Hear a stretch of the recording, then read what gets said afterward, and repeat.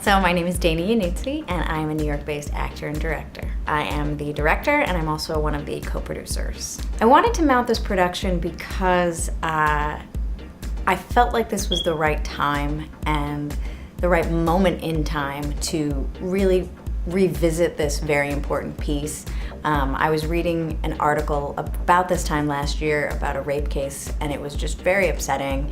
And then we got into the election, and just more women's issues started to become apparent to me, and I felt like I should revisit it. I'd been in the piece in 2006 as an actor in a really great ensemble of women, and I just thought I didn't want to replicate that, but I wanted to expound on what I had already discovered as an actor and kind of figure out a different vision with actresses of varying ages and ethnicities that I had worked with or had known previously, and that's kind of where all this came from. The process itself has been, I jokingly say it's like eating an elephant. It's kind of one bite at a time, and that goes from getting the rights to the show to finding a beneficiary to finding a theater, and we were lucky enough that the Players Theater was available for the one night that we were able to do this, because it has to happen within a certain time frame for V-Day. It has to happen in February, and it's a one night only performance.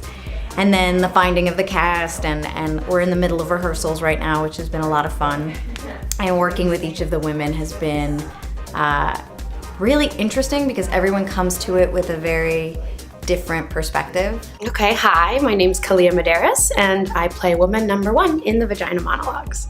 I'm Kristen Feeney, and I am woman number 2. My name is Carissa Harris, and I play woman 3. My name is Wilma Rivera, and I will be doing My Vagina is My Village. I'm Lisa Selden Donson, and I am reading I Was in the Room. Actually have had experience with this piece before. I did one specific monologue called The Little Coochie Snorcher That Could. That was back when I was in high school. I believe I was 17 years old. The material now to me versus, I won't say when I was 17 years old, is so different. I don't think I quite understood all of it. I think I was getting to understand a lot of it.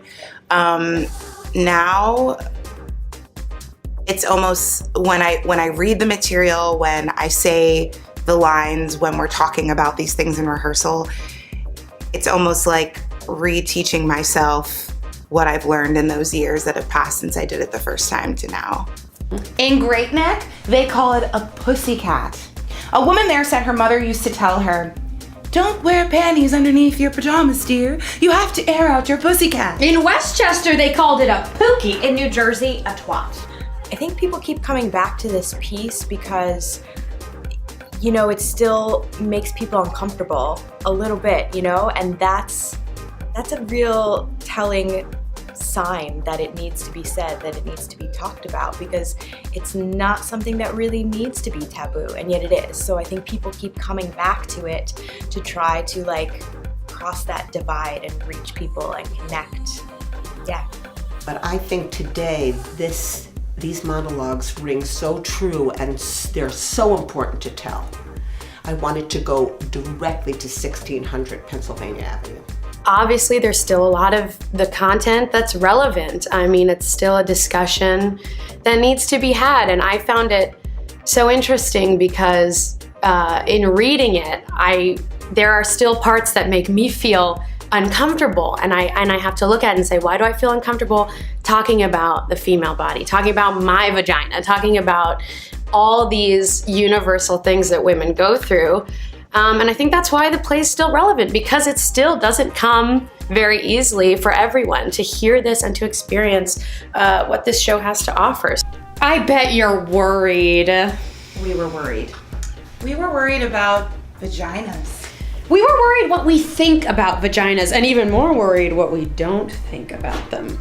We were worried about our own vaginas. They needed a context of other vaginas, a community, a culture of vaginas. There's so much darkness and secrecy surrounding them. It's like the Bermuda Triangle. Nobody ever comes back from there. Our beneficiary this year is Sanctuaries for Families, which is an organization here in New York that helps families dealing with domestic violence and abuse and helps them move from the situation into a safe haven, and then helps them kind of rebuild their lives and start afresh, which, you know, for me was very important. And I thought that that was a cry that really needed to be answered. So I hope that you'll join us on February 7th at 7 p.m. at the Players Theater, which is on McDougal Street. And I just really hope that everyone is as passionate about this piece as I have been in the last year, and I look forward to sharing it with you.